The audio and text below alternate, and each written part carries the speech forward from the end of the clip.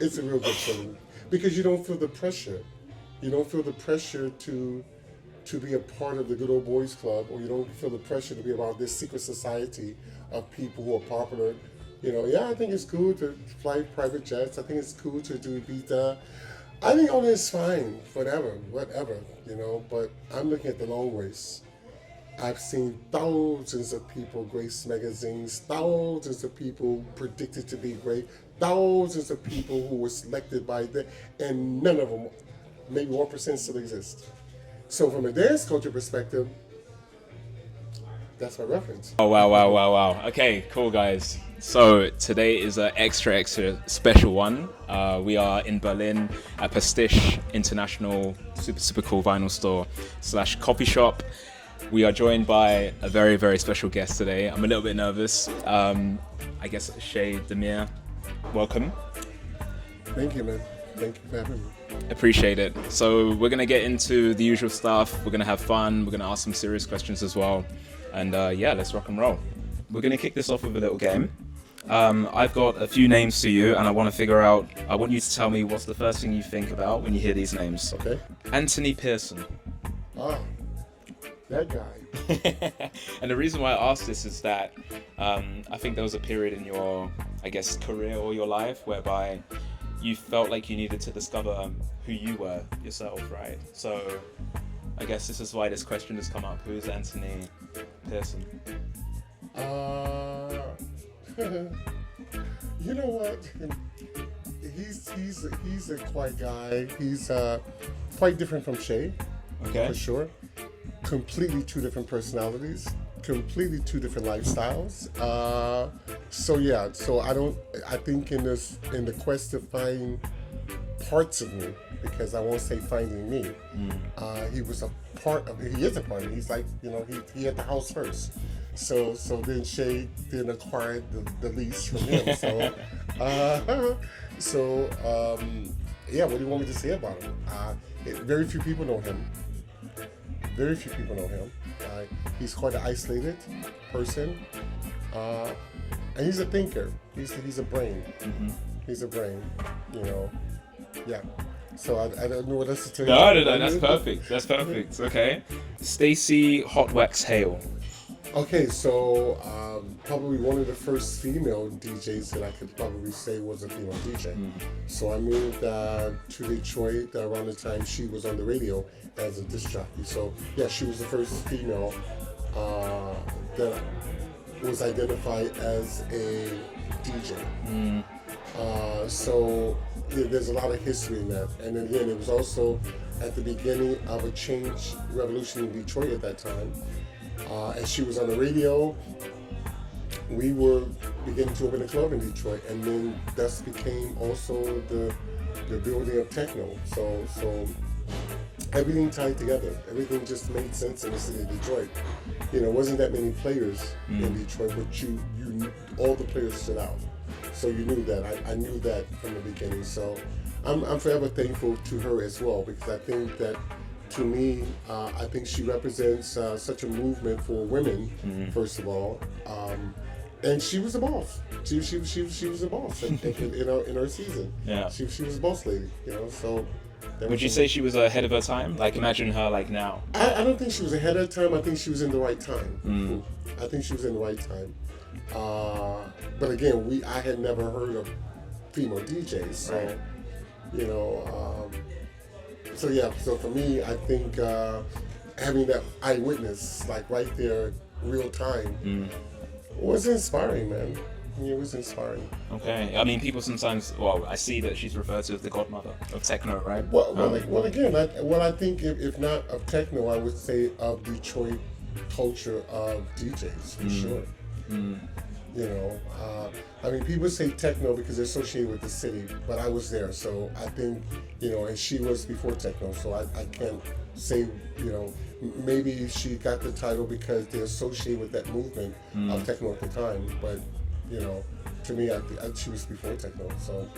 How crazy was Detroit club culture? Because I guess you established the Detroit Music Institute Club, right, which you ran for some time. Like, how crazy was it back then? It wasn't crazy. Again, we're talking about the 90% and we're talking about the 10%. Because Yeah. the 10% offered the same thing that Chicago had and in New York. So, I got a chance to experience equal nightlife in Chicago and Detroit, coming up. So there was, and New York. So all of them had that spot for that 10%. And I want to stress the 10% because I think for some reason the world talks about DJs and culture. That's the 90%. The 10% are the people who are still living it. They know who you are, there's a relationship, and they know they're coming to get it. It's simple as that. I mean, and the 10% know that they're special people for sure, and they know that they're special enough to be separated. So that's why I think I and probably them get offended when you put us in a box and call us the general population. We're not the general population. We're the 10% minority. Because I mean, you described an article. To be fair, this article was like I think 2011, 2012. But you described like back in the 80s that it was a culture. Like it was a lifestyle. Right? It was a lifestyle, and for us, it was also fashion. We were some stylish young folks. Yeah. But then when you look at Motown, you can understand why. I think Motown gave the world such a polished version of us as colored people that I think by the time we got to club culture, I think it was something to that. It was something about us being that 10% of that culture that made us feel honored and special, I think. So yeah. They talk a lot about now the DJs being in the spotlight, and I guess how the sort of setup of clubs has changed now to make it seem more focused on the DJ who's playing and having that sort of front and center. But back in the day, or at least at the early beginnings, the DJs were just like tucked away to the side to somehow, like they were just part of creating, I guess, an ambiance, but it was less about performance. It was just more. No, I think it's always been about performance, but not that kind of performance. The performance was how you related to your audience. So we understood that. I think like anything that has been taken out of content or context, I think changes the definition of it. So we took something that was a minority of a group of people doing it, and we said everybody can do it. The problem with everybody can do it is that if you have no references, then what are you building it on? What's your reference? I always like to say that, like, who's your teacher? Where'd you learn from? I guess that's why too the commercial of school is important. Where'd you go to school at? What did you learn in school? Because we need references. We need to know, okay, that you study. I mean, you can't come teaching me history when you only understood algebra. I mean, come on. It's almost like you can't do that, Because if you do it, you are telling me something else. So I think that this is what we've done. Again, we've mixed the apples and oranges together and just called it fruit. So I think at the end of the day, it has always been a separate. I think the DJ was important to us because he was the one guiding the ship. So yes, the DJ has always been important to us. But the relationship wasn't a stare contest. The relationship wasn't it just wasn't. We were getting our life, man, on the dance floor. Come on, I mean, we looked up to let them know that we were seeing him, But that's how it was, man. We didn't care. We cared, but we didn't care. We cared about the masters who was giving it to us, but we didn't care. Come on, dude. This kind of experience you're getting firsthand. You got time to look, dude. Come on. We were trying to survive. We were trying to survive in a world that was crazy at that time. So I think DJ came from the word disc jockey. Okay, disc jockey. Okay, what does that mean? I think it was someone who played records. Okay, no problem.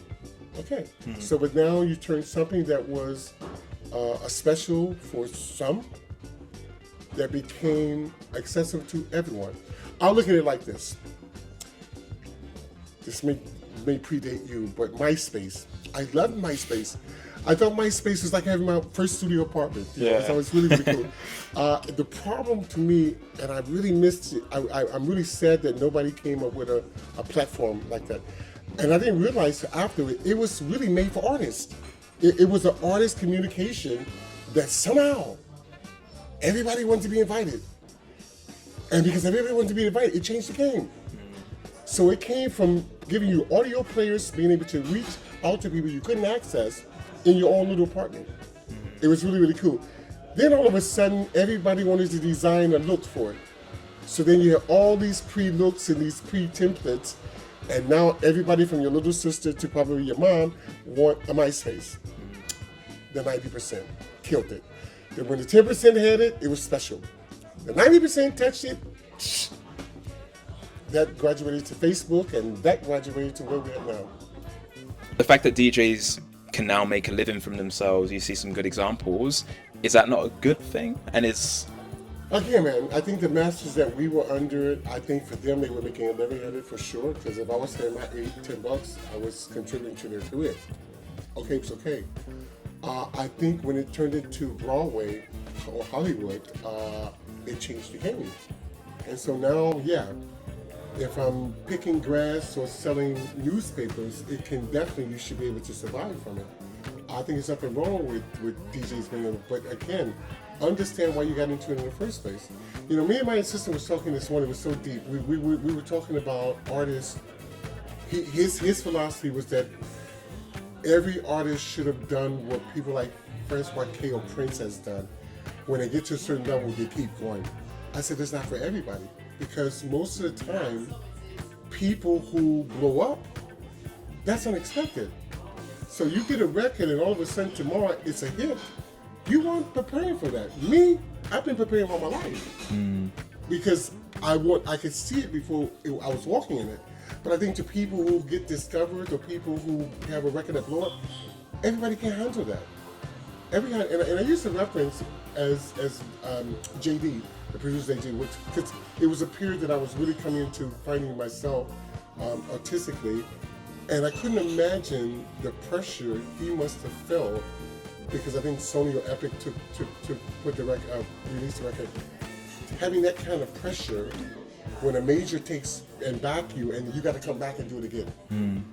And we know in their game, it's about profits and about pushing for any artist. So I can imagine that's got to be psychological. So how do I prepare for longevity when that's a surprise? You know, if I surprise you with $1 million, it's gonna change the whole game. For sure. So you're not gonna think, okay, how can I make this $1 million last me for 100 years? You're not thinking that. You're caught in the moment. I think any profession should be able to make a living at doing what they're doing. And you're right. I think a lot of DJs have been unemployed since COVID, for sure. I think, COVID was almost like the recasting couch. You know, there was a lot of DJs that I knew and I saw before COVID that were doing really well, traveling around the world really, really well. And then when COVID happened, I saw a decline in that, and I couldn't understand it. But I guess that's that moment where you have to ask yourself, now am I in it for the right reasons? Exactly, yeah. Number one. And number two, how far do I want to go in it? Yeah. You know, how far do I want to go in it? If I want to go far in it, then I'm not looking at the obstacles. If I want to go far in it, I'm looking at the end goal. What's my destination? Okay? Yeah. And I believe that to be true. I mean, if I can see the end point, I stay away from the distractions along the way. Do you see what I'm saying? I see, yeah. So I think for a lot of DJs, I think because it was more hobby and more fascination with it, nobody was thinking a long game. I mean, I've been walking this game now since a long time, and I feel as great as walking it the first day. So again, that's my way of thinking, because I saw something different in the vision. I think for most DJs who wake up one morning and say, I want to be a DJ, I want to do it, I think it's cool, but yeah, it's a price, it's a cost. So I guess how important would you say it is to embrace change, I guess, as someone who has been in the game for a long time and even had a break for some years and came back, and I guess it's evolved naturally, right? Like, how important is it for you, would you say? I think it's very important, because I think that, but again,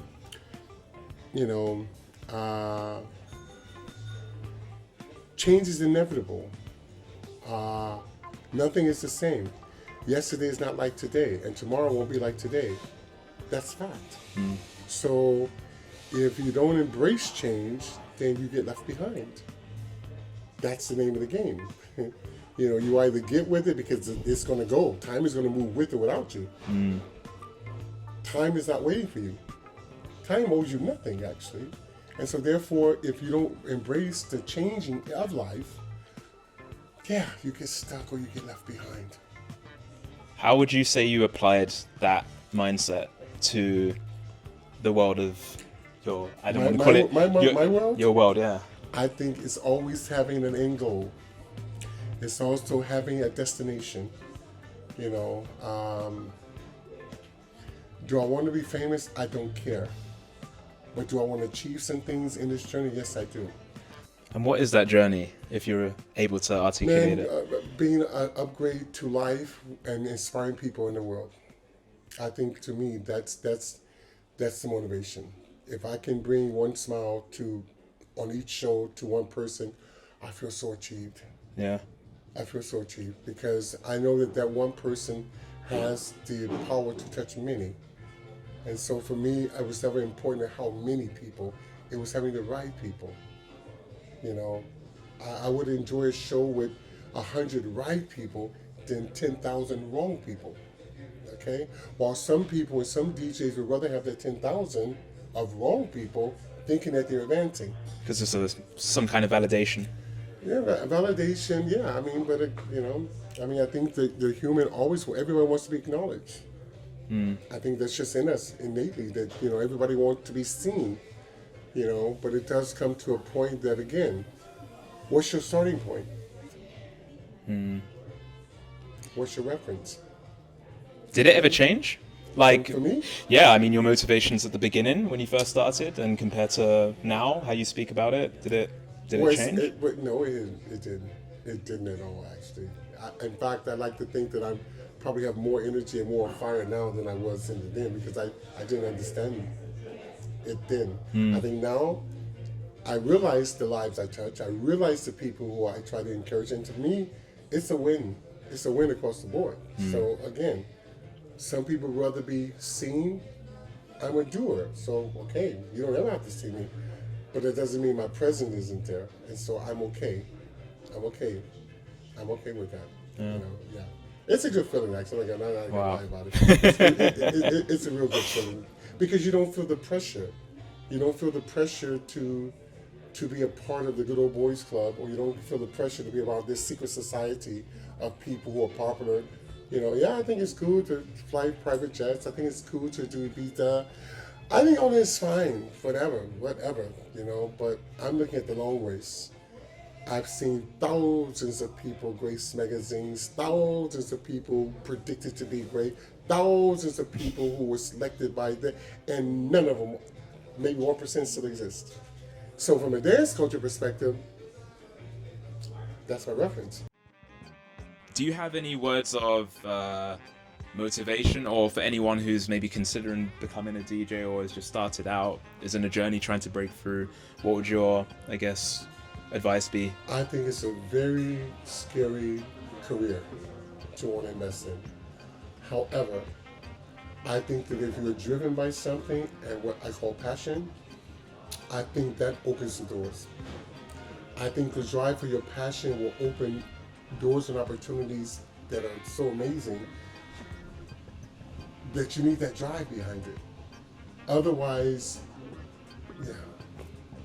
So yeah, my advice is that if I know what I know now, I don't encourage DJs to be in this career. I don't encourage it.